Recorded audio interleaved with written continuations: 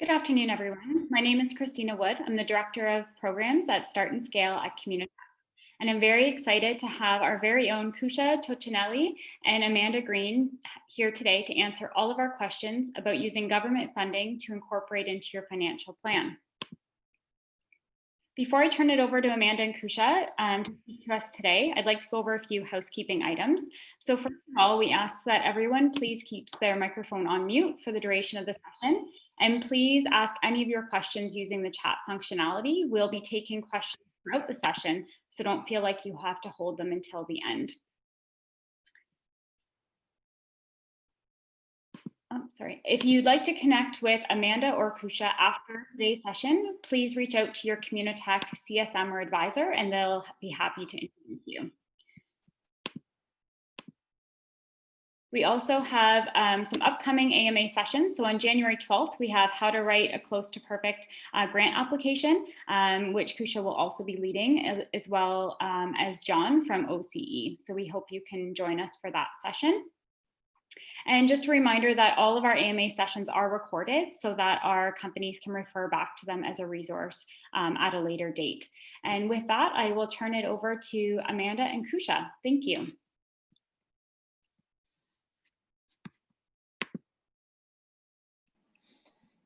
Thank you. I am going to just making sure everyone can see my screen here. Can everyone see the slides? Yes, we can. Perfect. Yeah, so thank you, Christina. I'm joined with Amanda Green, who is also our MyTax representative. So if you have any questions about the MyTax program that we'll be going over, you can always reach out to her as well, as was mentioned through your CSM. And I know Communitech is a large and ever-changing organization. Some of you may not have met me before. My name is Kusha, as Christina mentioned. I work with our data and advanced technologies team, and we predominantly help companies in cutting-edge new tech areas. We help them commercialize products that are using AI, 5G, edge computing, novel medical devices, and so on. And we provide funding through several supporting programs provided by OCE. We provide test beds and a 5G tower, all kinds of things. But today we really want to focus on the money.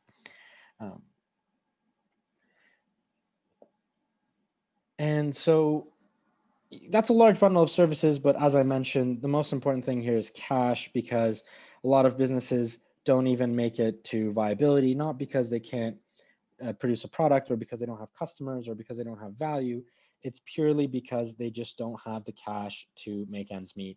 And that's really over all of our programs what we're focused on helping with.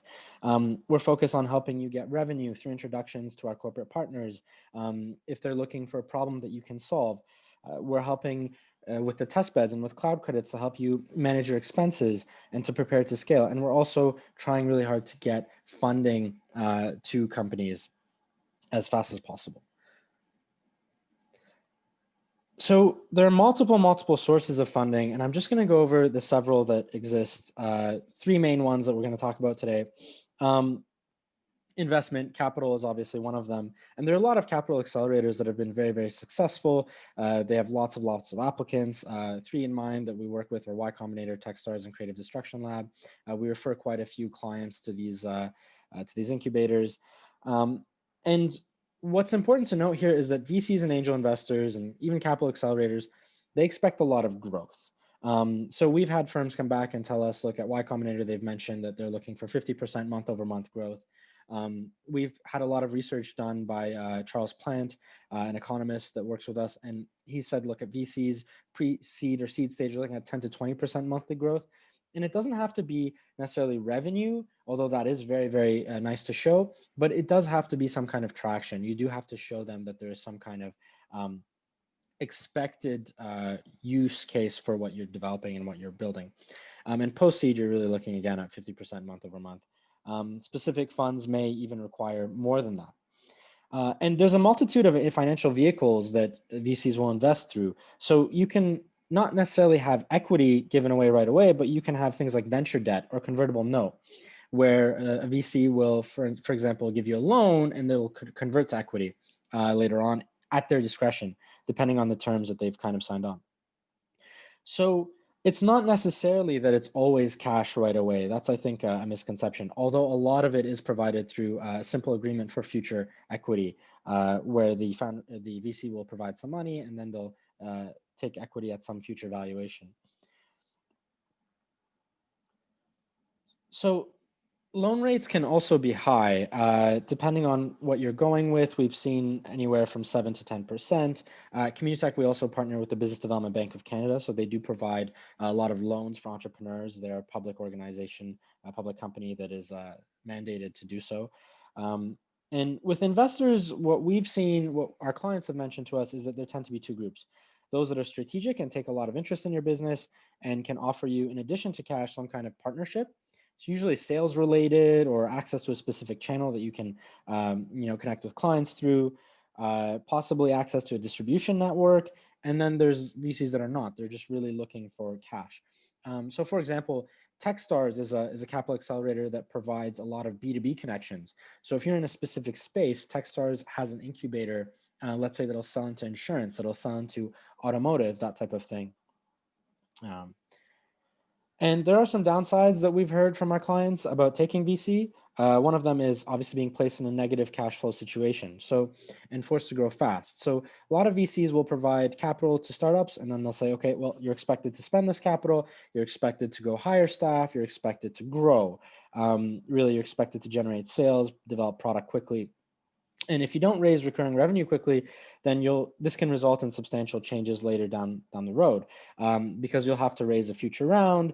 And if you're not able to do that, then you'll again be forced to come to terms with your cash flow negative situation. You'll have to potentially cut staff. You'll have to pivot your firm, so on and so forth. And so some companies try to grow slowly and sustainably, but a lot of companies swear by the VC route. It really depends on what your strategy is and what you want to do with your company.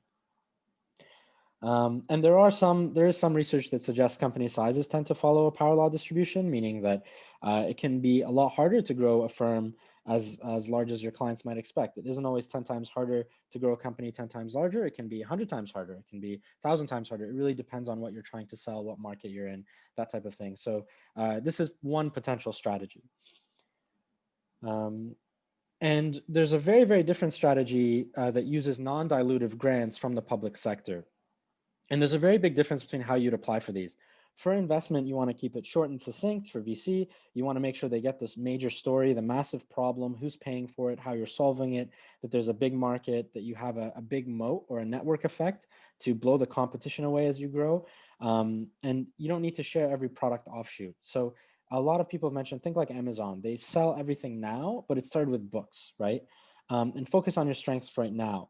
So if you have a lot of ideas for later, include a roadmap, but VC really keeping it to the point, and focusing on growth. And if you don't have revenue, citing basically everything you can, letters of intent, whatever you've got, users, user growth, A/B testing resulting in user growth, anything. Now, government funds are really different. So they really want a lot of detail. And this is because a lot of government funds are done through paper application. So whereas VCs will interview you, government funds will tend to require longer paper application or electronic application that you have to send in. And it varies as the purpose of the fund varies as well. And these government funds tend to be really focused on high-tech companies.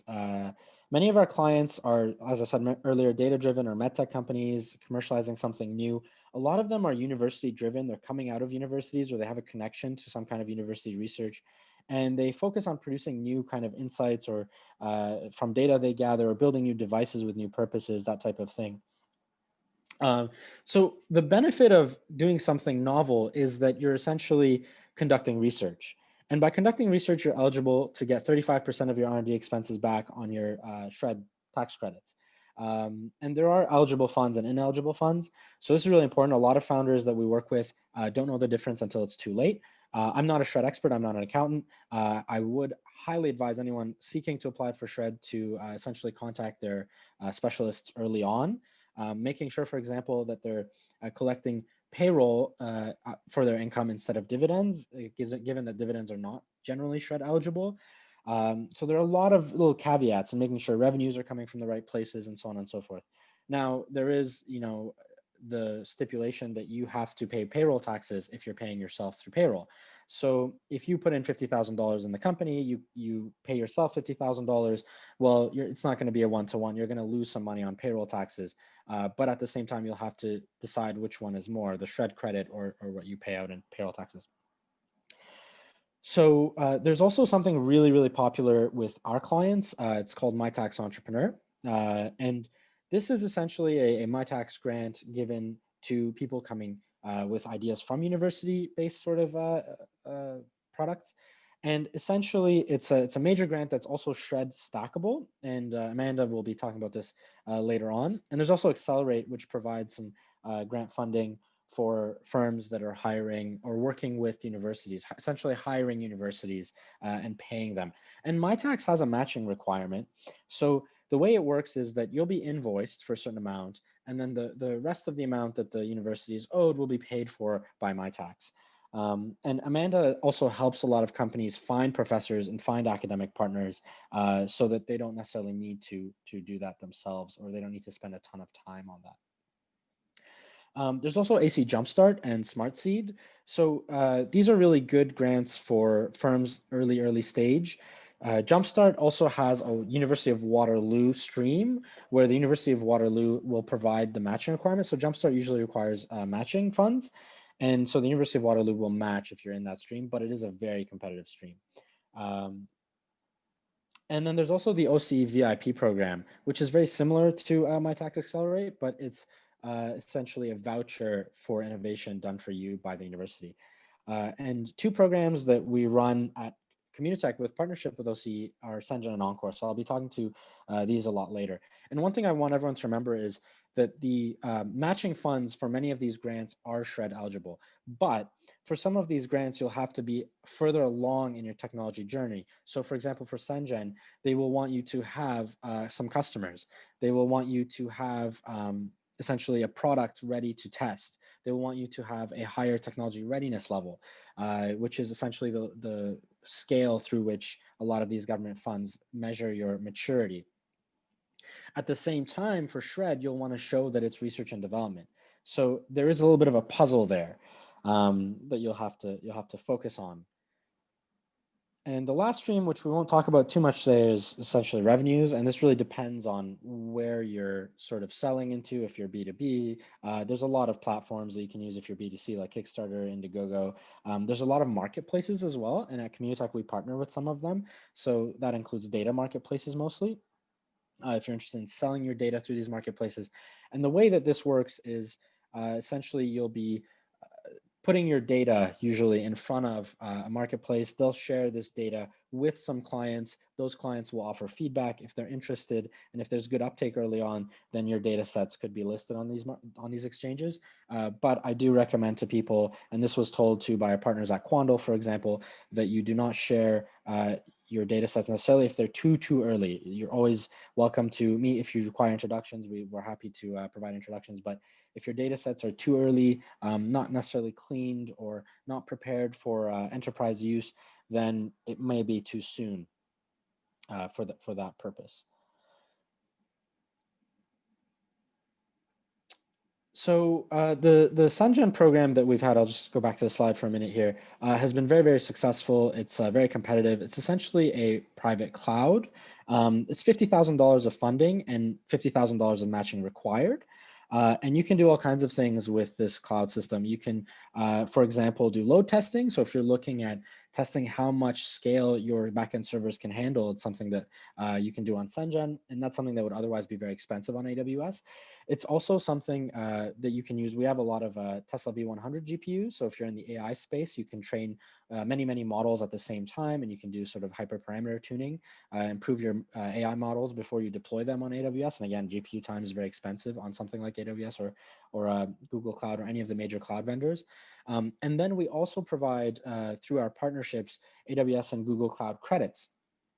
So these cloud credits essentially, you'll want to start using them when you're really getting ready to deploy. So a lot of people use Sengen for their test or the dev cloud. They build an MVP locally, they grow, they get some users, and then basically they go on Sengen to really prepare to launch aggressively. And once they've launched, then they migrate to AWS or some of our other cloud vendor partners.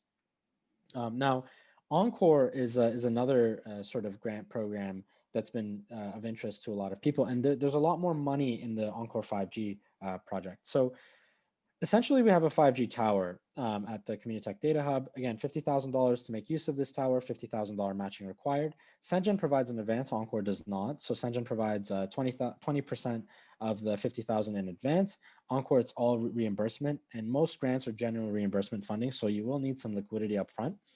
And there's a lot of different projects that you can do with Encore. So you can work on mobile applications. If you have a mobile device or a mobile app, let's say Android, iOS app, there's potential improved location tracing. There's improved data gathering, and you can also do edge computing where you don't do all of the computing on your backend server. You do some of it on a local base station. So a lot of applications for making real-time Android or iOS apps, for if you have some kind of AI model, deploying it on the edge network. For example, computer vision tends to be a really big application here. Higher quality data that you can gather because you're gathering more information, or you're sampling, for example, audio at a higher rate. And then we also have IoT use cases here as well. So there's a lot of sensors, embedded systems, wearables, medtech, that type of thing. And there's a lot of security testing that you can do if you're in the medtech space on the 5G cloud. You have a secured sensor network connection that can scale. It doesn't require a Wi-Fi connection that's potentially susceptible to certain kinds of attacks. There's new security protocols, as I mentioned, and there's also lower battery consumption. So you can potentially test all of this on this network. And 5G is rolling out across most of Southern Ontario today. So it's, again, quite a lot of use cases here. And the last is essentially robotics. There's a lot of integration, sort of drones with lots of high quality, high definition video, for example, that have a use case with 5G. Again, localization improvement, all the same use cases, precision GPS and mapping, et cetera, et cetera. And as I mentioned before, the Sengen use cases include load testing, machine learning. You can also use the private cloud for privacy and security purposes. And if there's any networking products out there, if you're building some kind of switch, if you're building some kind of router that you really want to test that's state of the art, you can do so in the Sengen cloud. And typically the grants in both Sengen and in Encore are used for hiring staff. So they can be used for other purposes, and those purposes vary, but typically they're used for hiring staff. There used to be a program called Talent Edge that was attached to Sengen and Encore, where you could get $15,000 to hire an intern. I believe it's $10,000 to $15,000, and then as a result of this, you would have to match the amount received.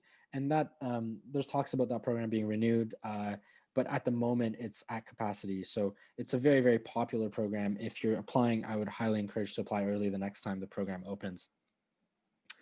And the good thing about Sengen is that you also are not locked into some kind of vendor. So if you're on some kind of commercial vendor and you're using their proprietary services, you may, for example, be stuck with them later on in the future. But if you're using something like Sengen, you can do some kind of commercial light, very portable server system on bare metal, and then you can port to any cloud that you like. And Sengen also provides engineering support for those using the cloud.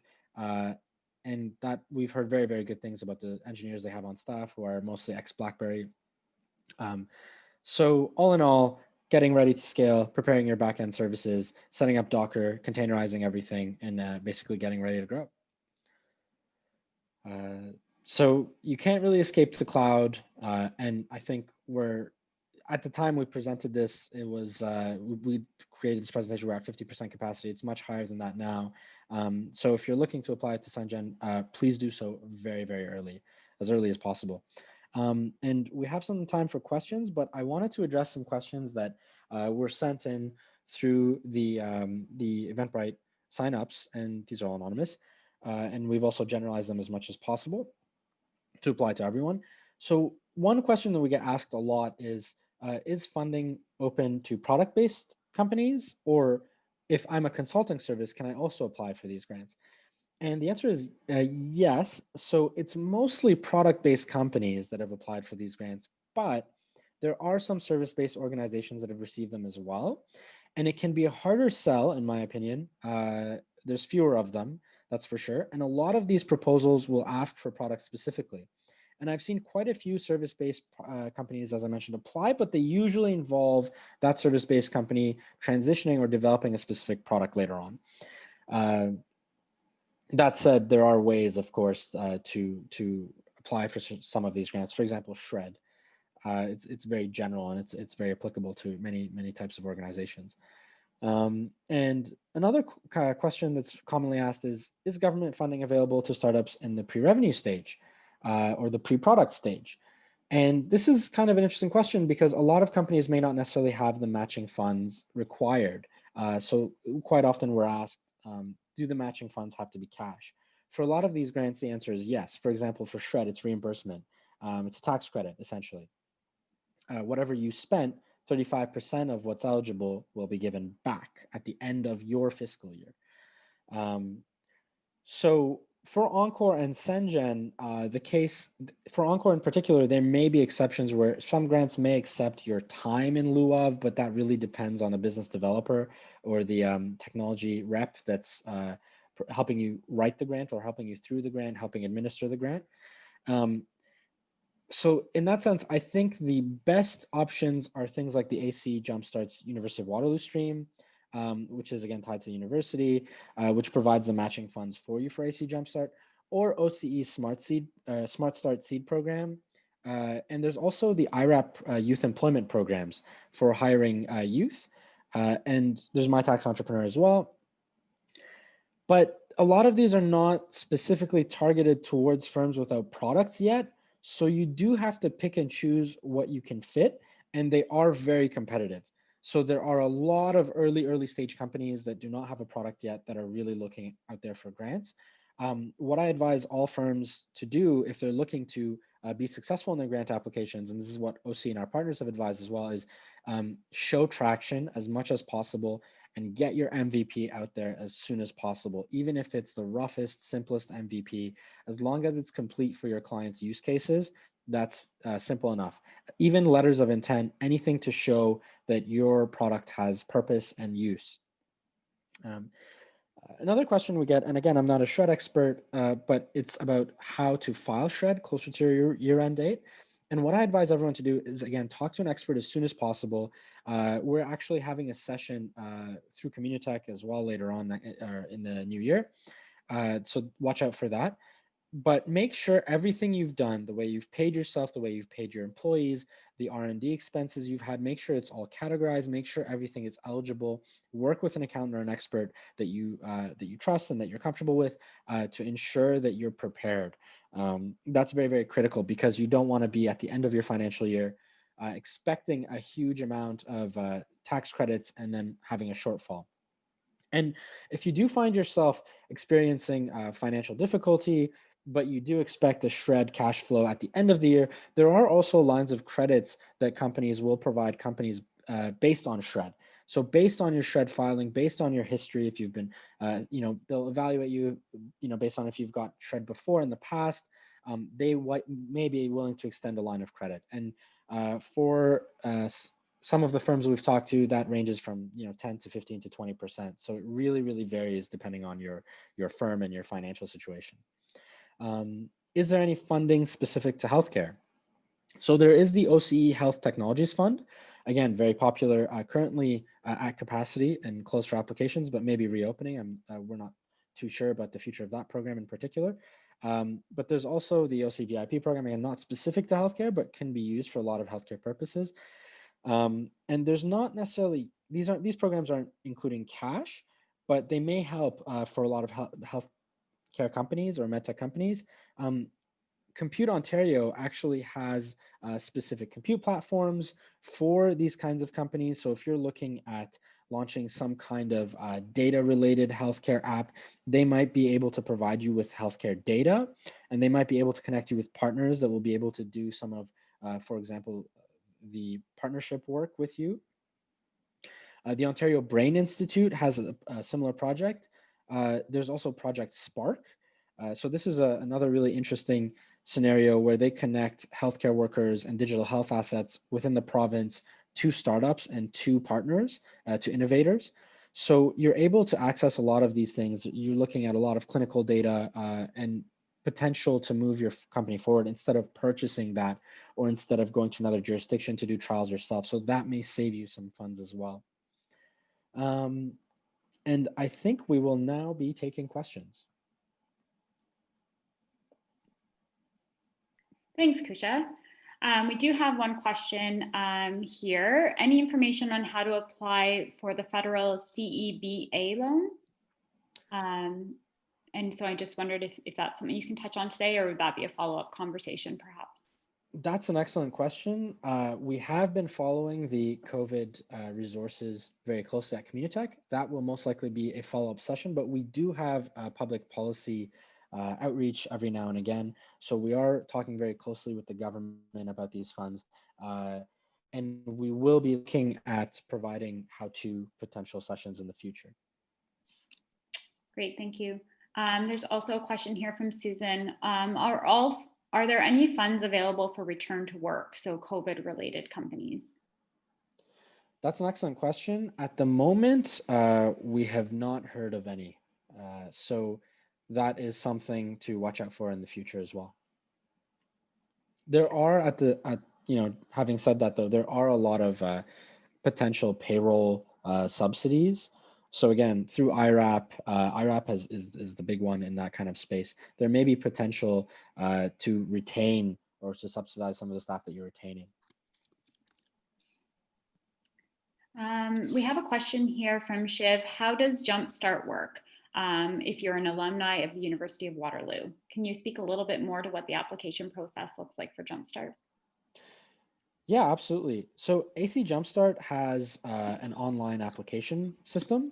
So it's essentially all online. It is a bit lengthy, and essentially you'll have to select that you're applying through the University of Waterloo, and you will have to have earned your degree from UW in any discipline within the past 5 years.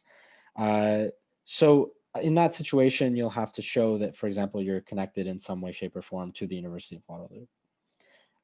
Applications at the moment for AC Jumpstart are closed, but you can sign up for their next cohort. So you can sign up for updates about when their next cohort will open, essentially.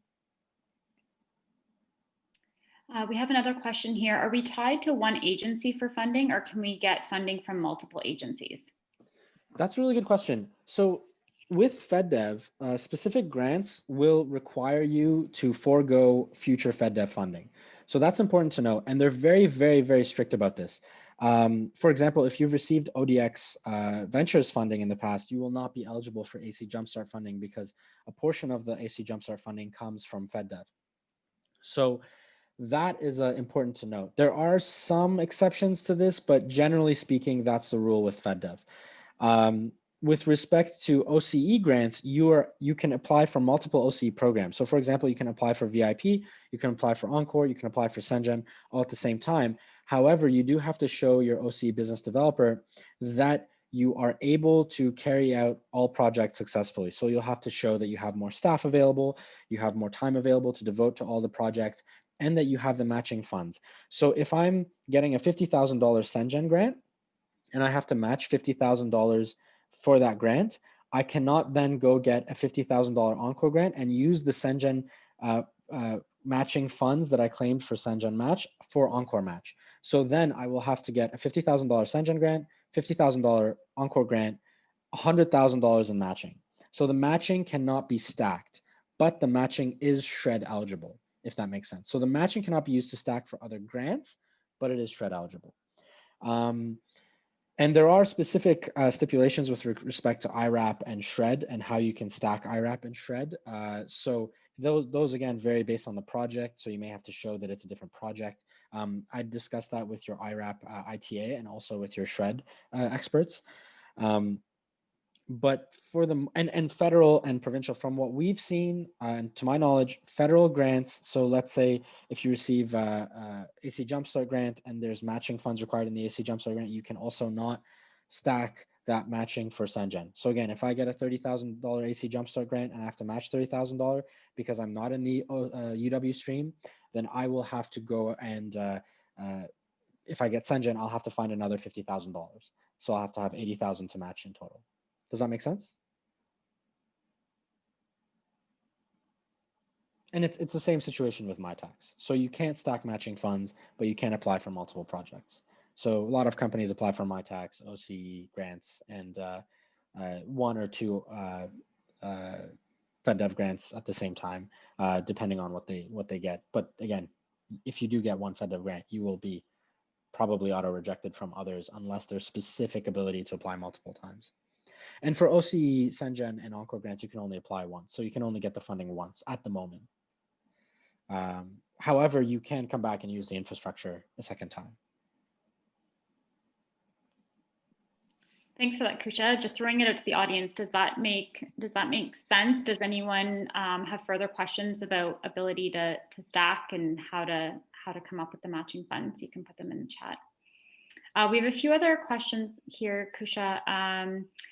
Let me just scroll back up here. I think we missed a couple. So from Tony, what funding is available for medical robotics, if any? That's a really good question. I think the Encore fund for something like that would be an excellent potential application, specifically because it does require, I imagine, some kind of connectivity. Beyond that, there are quite a few specific, as I mentioned, healthcare funds. I think Shred would be, again, your bread and butter. I think Shred is the first place you'd start for anything. I think with Shred, with a little bit of assistance from Encore and potentially SenGen as well, I think that would be an excellent potential proposal. So again, we have a follow-up session on this in early January, I believe. And so what you can do is if you attend that session, John will be there, and he is our OCE business developer, John Chipetta, and he will actually work with companies right there and then to understand their use cases and open up potential applications in the future. So if you're looking for something like that, then definitely come to the next session and discuss with them what your use case is as well. And Christina's just mentioning that AMA session is on January 12th, and we'll be running through exactly what you need to write on your proposal and what we're looking for. Great. We have another question here. Is there any funding available for COVID-19 treatment projects? So drug discovery or any R&D projects? That's a really good question. There were some specific grants that prioritized COVID early on. There were, for example, SenGen, AC Jumpstart had COVID cohorts, but there is also the Ontario, I believe I just don't want to misspeak here. Yeah, so there is the Ontario Together potential. So you can, there's a whole program now set up by the Ontario government where you can sell supplies. It's mostly for PPE, but there are specific problem statements there. And so if you're looking at potentially, providing solutions, again, they may not fund super early stage businesses. They may really be looking for something that can scale fast, but that's definitely one option. I'm not too confident about the others at the moment. So, I can jump in there if that would be helpful. Yeah. So when you're looking at something, especially in the early R&D stage, a lot of the government funding that's available is going to come from the perspective of partnering with a university. So whether that is hiring students to help with the R&D, whether that's collaborating with a research lab, those are really at the early stage, one of the better ways to get access to government money. Now that said, there are VC options. There's groups like JLabs that do pharmaceuticals research, if that's what you're working in. There are loan spaces for that too. But in terms of what's really going to be available on the government funding side, you need to look at what's available for a partnership with the university, because then you can get access to things like an NSERC grant or CHR, which is Canadian Institute of Health Research. There's a lot of money in those spaces for large research projects. It also adds a certain credibility, validity, if that I can say that, in terms of what you're looking for from the R&D side of things, because it shows that you have access to the ethics, access to the people, access to the right resources to pull that off. So that can be really helpful, especially in an early stage when you're building the research for a new product or a new collaboration. So Ontario Together, Kusha mentioned, is really great, but what it really is it's a way for the government to reach out and find partners to build things. So it's really for them, it's about, if you had a new mask technology that you were ready to sell, Ontario Together is a good way to look at that. They're looking to help build that out. Or some of those spaces. There were some projects early on, say March, Aprilish, from something called Innovative Solutions Canada, which is essentially a partnership with the federal government to help you build out a pilot in COVID related areas. I haven't seen, that's sort of a call based where they'll ask for specific programs. So there was one for, a new logistics system or a new drug discovery system. And for those, you kind of have to subscribe and watch for them to put out calls for things that the federal government is looking for and wants to buy. I can put a link to the resources here for that. But I mean, ultimately, if you're really talking really deep tech R&D at the early stage, before you've got a product, before you've got traction, the university collaborations is one of your better bets for big pots of money. Thank you for that, Amanda. And for anyone on the call, Amanda does a concierge service with Communitech. So she works part-time for MyTax and part-time for us. So if you're wanting to sit down with her and kind of explore all of these different options, I know both her and Kusha are open to that. So please connect with your Communitech CSM or advisor, and they can get you connected to Amanda or Kusha to have some of these deeper conversations about what specifically might be helpful for your company. There is a question here for AI-based startups looking to work with University of Waterloo to hire AI talent. Is there any help for that, both in terms of grants or connections? Yeah, that's a really good question. Actually, at Communitech, we also have a whole host of data science and AI coaches. So these are CTOs of major AI companies in town. For example, Adil is CTO of Dozer. There's also, for example, Eric Benzina, who is Communitech CTO as well. Shoa Zhang, who is the founder of WeCloud Data. There are many, many others.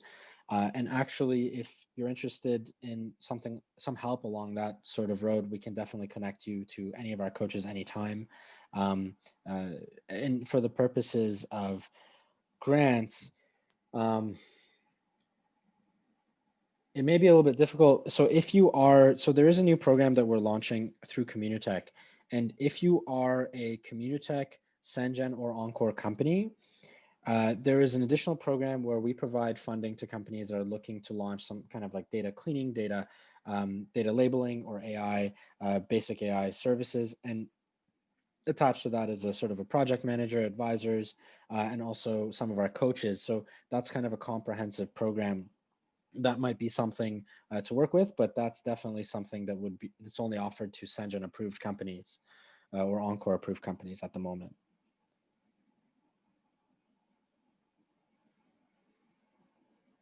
And as Christina mentioned, part of my role is kind of connecting back to the university community. So I'm happy to help introduce you to any professors that might be a good match. Now, having said that, AI is a very competitive space at Waterloo. Obviously, they're well known for that. So sometimes it is a little bit difficult for startups to get a lot of attention, but there may be a way to kind of involve students if there's a smaller project that you're interested in that might be a fit.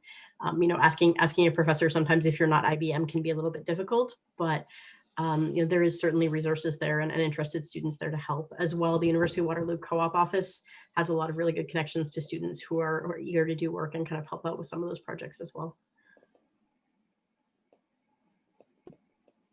Thanks for that, Amanda.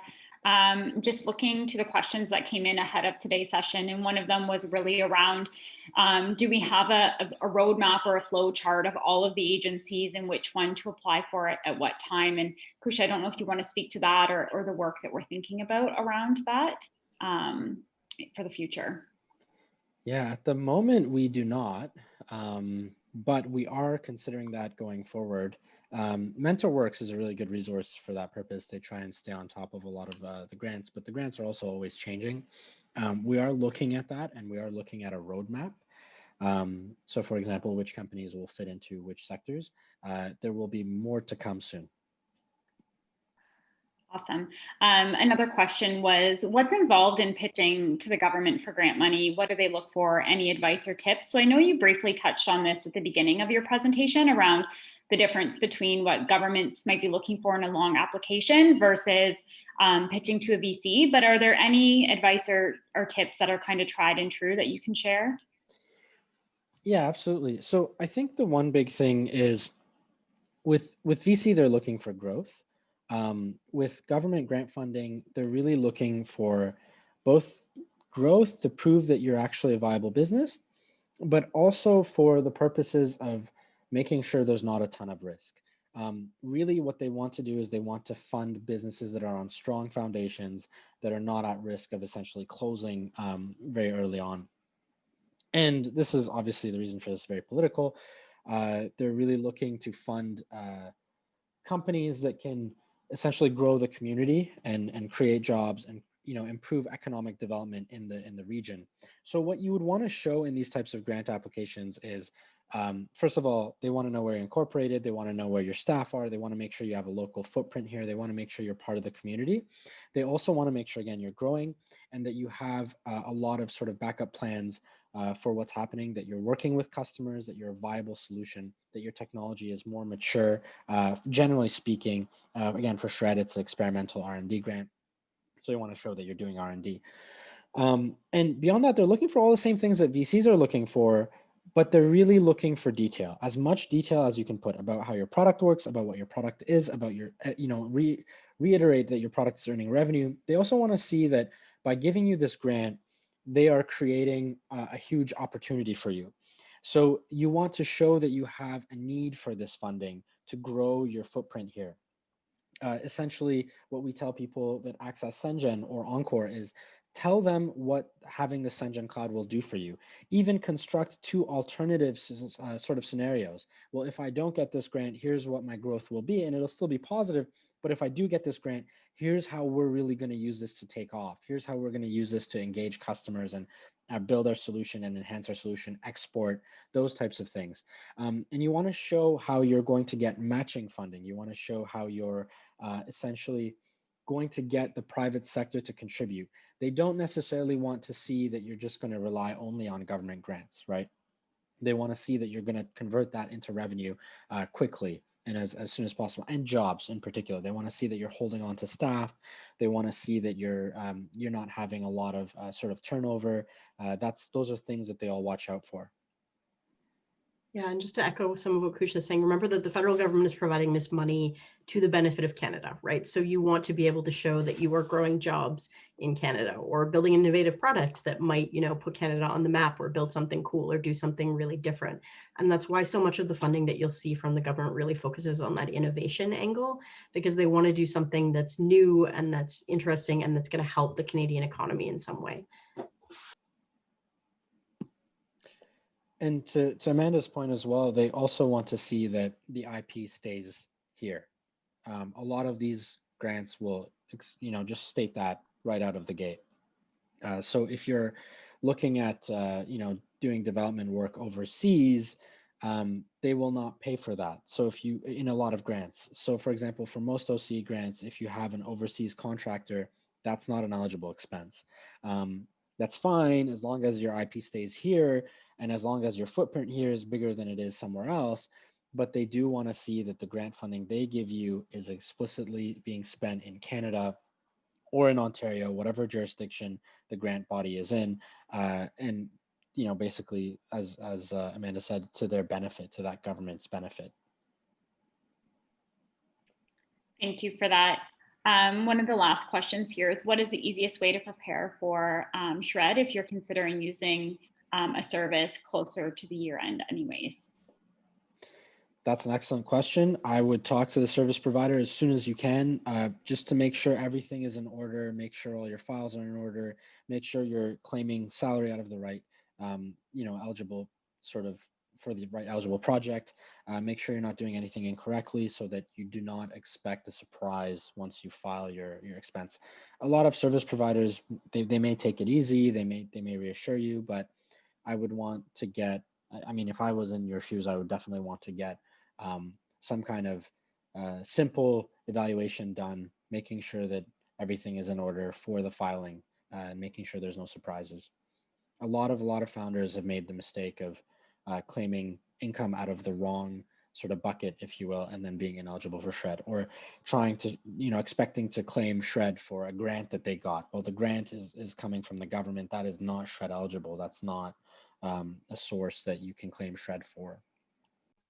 Yeah, and just to follow up on that, we're hoping to have a SR&ED session in February, but a lot of consultants who work with SR&ED are willing to give you a half hour or an hour of their time, sometimes as an initial appointment.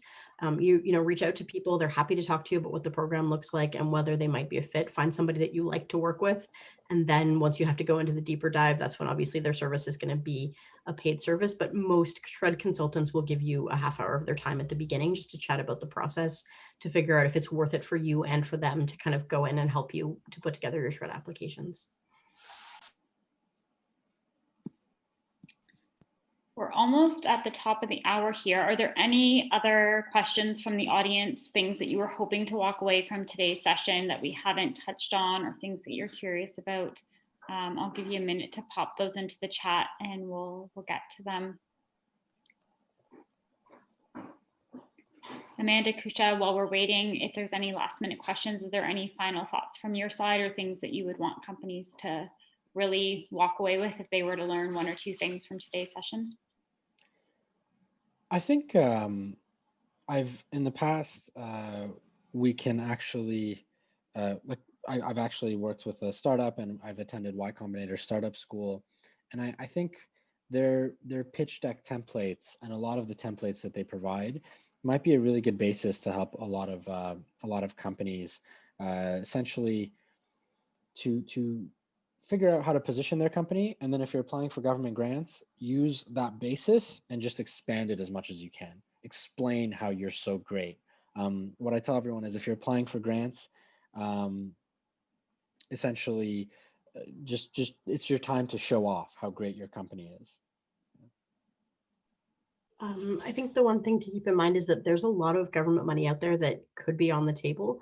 A lot of it is very niche specific and there's a lot of navigation of different resources. We're happy to help with that. But it's important to remember that, like the Alzheimer's Society has a grant, the Brain Institute has a grant, there's a lot of little pots of money, especially for early stage, that can help you get started. Like Kusha said, a lot of those matching funds, you can't just, there's not a lot of straight grants that will give you money without strings of some kind attached to it. But it's important to do your research because there's a lot of money that you can get, especially to help you get started on a project and get off the ground. Kusha mentioned MentorWorks. It's a consulting service in Guelph. They have a really good website with a lot of kind of nice broken down summaries of what some of the different programs look like. There's also a website the federal government's put together called the Innovation Canada website, which lists pretty comprehensively most of the programs that are available in Canada. That said, I think if you type in like all resources, then there's like 9,000 and something odd programs. So we don't expect you to know them all, but please reach out to us, please reach out to your advisors and chat about that, because there's probably some ways to navigate the government system that might be able to help you in addition to the work that you're doing with your VCs and your other sources. Yeah, and to echo what Amanda just said, these are grants that we partner with, and these are grants that are very general that we just showed everyone. There's a lot of sector specific grants. There's a lot more out there, and it's always changing. It's constantly changing. So keep an eye out. And there's a lot of societies out there that'll have additional grants. They'll have additional problem statements. For example, Ericsson through Encore will constantly post problem statements. So there's a lot more that's possible. A lot of corporate partners will have their own incubators. Those incubators will have grants.